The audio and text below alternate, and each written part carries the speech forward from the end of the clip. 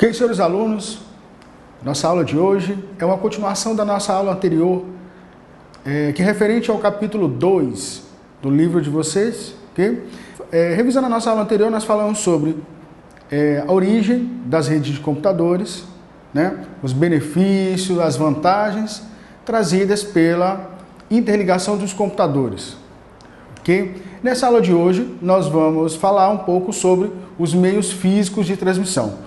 Ou seja, são os canais utilizados para interligar esses equipamentos, sejam computadores, sejam outros equipamentos eletrônicos. Okay? Entre os principais tipos de meios de transmissão, né, nós podemos falar sobre os pares, os cabos de par trançado, os cabos coaxiais, as fibras ópticas e os canais que utilizam ondas de radiofrequência, seja eles terrestres ou que utilizam transmissão por via satélite.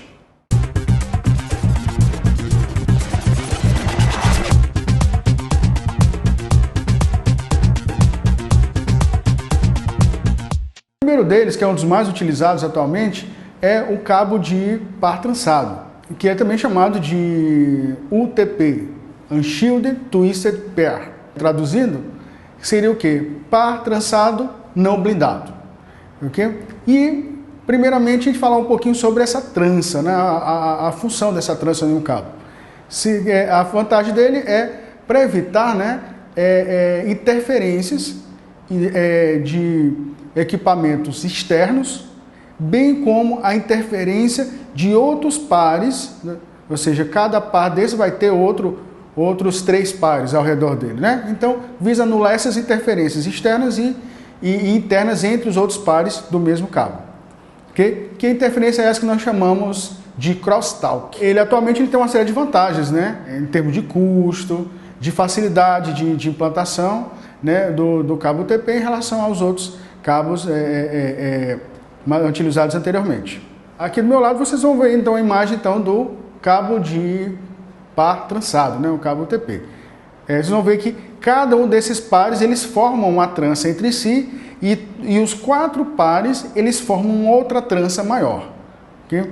Inclusive a gente vai falar mais à frente, quando a gente falar sobre conectorização de cabos par trançado, a gente vai ver a importância da gente estar mantendo essa trança, né? No momento que a gente vai ter que desmanchar um pouco essa trança, tanto a interna quanto essa trança externa, quando for fazer a conectorização. Mas desfazer ela o mínimo possível, com a intenção de evitar que exista, né, essa interferência, né, esse crosstalk.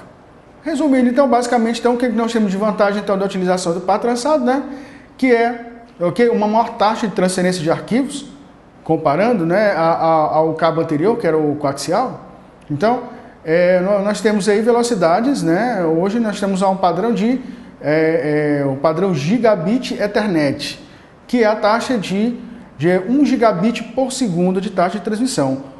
O baixo custo do cabo, né? Um cabo que tem um custo baixo por metro, ok? E a facilidade e o baixo custo de manutenção dessa rede. A facilidade que você tem de ampliar os pontos, né? Outra coisa, você tem também problema com relação a problemas na rede, então você tem um isolamento dos problemas em cada segmento de rede que é atingido por corte, quebra de um desses cabos. Então, em uma situação de rompimento de algum dos segmentos de cabo, né, do cabo tipo UTP, só afeta, né, aquele equipamento que está ligado por aquele segmento. Os demais equipamentos não são atingidos por aquela falha, né? Algo que não ocorria com o coaxial.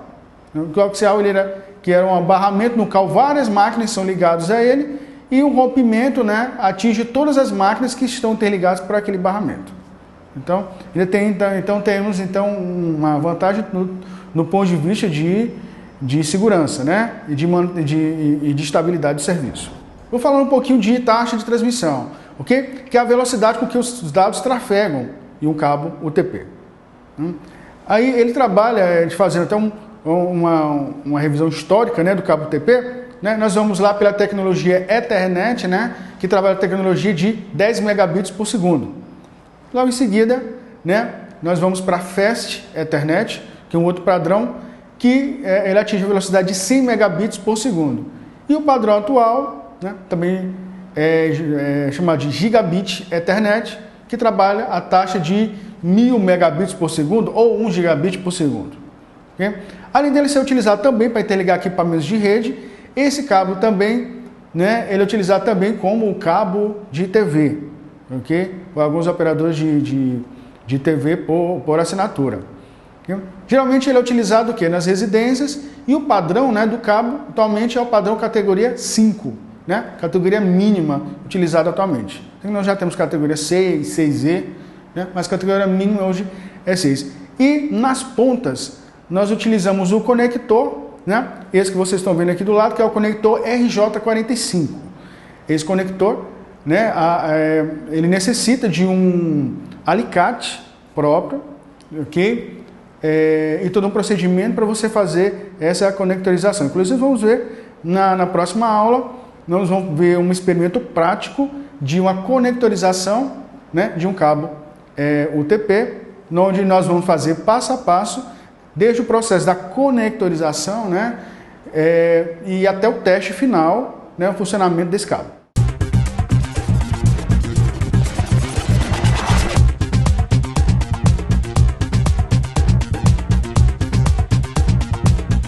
Diferente, então, ele, que na verdade é um cabo que ele tem uma malha externa, né, que seria um dos meios, e um outro que tem um núcleo, né, que fica no centro desse cabo, né, um núcleo concêntrico. Ele é utilizado, né, nas categorias, né, 10 base 2 ou 10 base 5, onde a primeira parte, o 10, significa a taxa de transmissão. Ou seja, então, a transmissão máxima do cabo em rede, um cabo UTP, são 10 megabits por segundo. E o outro número, 2 ou 5, 2 seria um arredondamento que lembra 200 metros, mas na verdade são 185 metros, que é a distância máxima que eu posso levar um segmento de cabo UTP, okay? Onde os dados vão chegar com segurança à outra ponta. E 10 base 5, né, ele é um cabo que tinha um núcleo, né, e tanta malha também, mas com diâmetro maior, né, com uma maior resistência, com isolamento maior a interferências externas, e para que você pudesse levar os dados a uma distância maior. Então, o 10 base 5 é onde você poderia levar esses dados até 500 metros. Então, você utilizava o 10 base 2 para interligar as máquinas entre si, okay? E o 10 base 5 para você interligar, né, fazer um papel de backbone, ou seja, para você interligar um prédio ao outro, ou uma sala a outra, onde você tinha que, ou então que você tinha que interligar dois equipamentos com a distância maior. Então, você utiliza o 10 base 5, que é o cabo que era mais adequado para essa função. Uma grande vantagem, então, que era visto por esses cabos, né, coaxiais, que era, okay, a blindagem que eles tinham, né? Então, eles tinham uma imunidade maior a interferências elétricas ou eletromagnéticas externas. Coisa que, se a gente for fazer um comparativo com o cabo UTP, nós vamos ver que o cabo UTP perde nesse ponto, onde você tem uma distância máxima por segmento de 100 metros. Okay? Enquanto no cabo coaxial, o 10 base 2 você pode levar a 185 metros e o 10 base 5 você pode levar a 500 metros, ok? Sem perder a qualidade do sinal. Isso devido à qualidade, né, da blindagem desse cabo.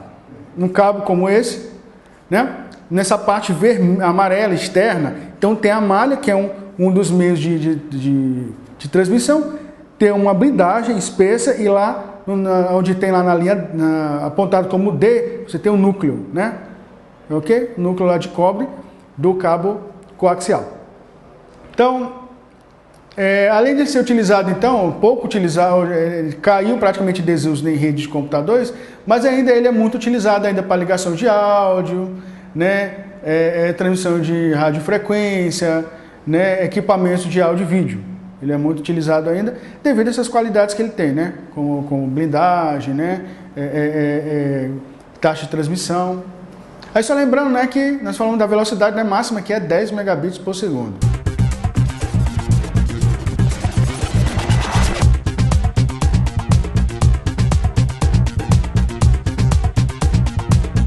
O filamento, né, é composto por vidro ou materiais poliméricos, né, e que tem capacidade de refletir luz.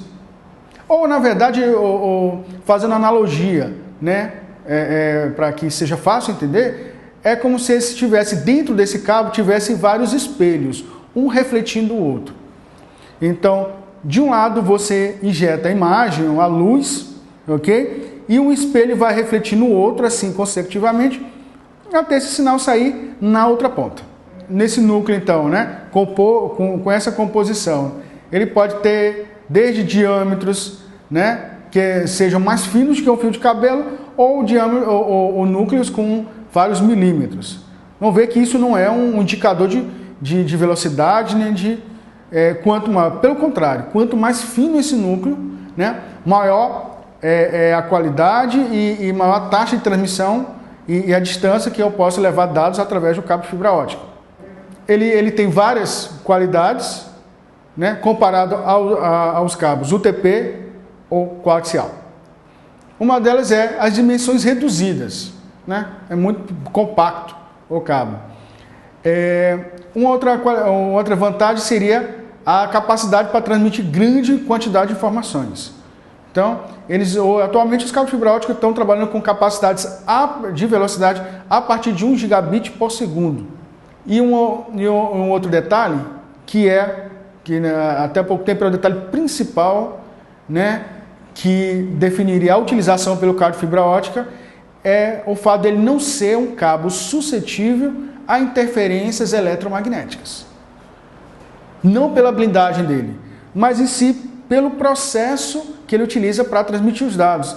Ou seja, ele é totalmente imune. Por quê? Porque o que ele transporta não é energia, ao contrário dos cabos UTP e do cabo coaxial. Então passa energia elétrica por ele. Não, no cabo óptico, o que passa é luz. Então, você pode passar tranquilamente próximo a locais, né, e equipamentos de grande geração de campo magnético sem ele ser atingido. É um cabo adequado a levar a informação por grandes distâncias e onde há interferências eletromagnéticas, né, grandes, né, intensas, descargas, etc. Okay? Então é o cabo mais adequado, né, atualmente para a gente transmitir dados nessas condições adversas. Então, primeiro você vai ter o quê? Basicamente dois tipos de fibra ótica, que é a monomodo e a multimodo. Quais são as diferenças entre elas? Essas diferenças diz respeito a como a luz trafega no núcleo dessa fibra ótica. No caso da monomodo, a luz trafega em linha reta, ok? Então ela sai de uma ponta e sai, ou seja, ela se reflete em linha reta, e a outra é multimodo. Multimodo, na verdade, é como a luz ela não se difunde em linha reta. Na verdade, ela vai refletindo nas paredes da fibra ótica. Então, às vezes, bate aqui, volta, vai refletindo assim por diante, até chegar a outra ponta. Okay? Diferença entre elas. Então, monomodo, ela precisa de uma fibra ótica de uma qualidade melhor, ok? O núcleo ele é mais fino, ok? O diâmetro muito menor do que a multimodo. Leva os dados a uma distância maior, velocidades maiores, mas é mais caro. E ela utiliza, como transmissor de luz, né, utiliza laser. Enquanto que a outra multimodo, né, não é uma fibra tão pura, de tão boa qualidade quanto a monomodo, né? Essa aqui vai se refletindo nas paredes da fibra. E até, inclusive, a fonte geradora de luz é uma fonte mais barata, que é o LED. Okay? Mas tem isso, ela é mais acessível, mas ela trabalha com velocidades e com distâncias de transmissões menores. Enquanto no outro caso, para a gente colocar um conector tal, no coaxial, no UTP, precisaria apenas de um trabalho ali com alicate, com equipamento um pouco bem mecânico, né? No caso da conectorização de cabo de fibra ótica, nós precisamos de um fusor de fibra ótica, né? Esse equipamento que vocês estão vendo aqui do lado. Equipamento caro, ele custa em torno aí hoje atualmente por volta de 30 mil reais, um equipamento como esse, né? E então ele se baseia em um aparelho que ele vai ter uma espécie de uma lente de aumento, onde você vai ver o encaixe de uma ponta da fibra com a outra, né? Onde você quer fazer a fusão, né? A união desses cabos. Então, inclusive que essa junção deve ser perfeita, né, para que o cabo ele tenha a capacidade de transmitir dados. Então, através de um processo, né, quase que robotizado, automatizado, é que a fibra, ocorre a fusão dessa fibra, né, a união entre esses vários segmentos. Ok? Então, próxima aula, a gente continua o assunto falando sobre os meios fixos de transmissão, já focando os meios de transmissão sem fio, seja por via terrestre ou por via satélite, as redes wireless. Ok? Obrigado, abração a todos, até mais.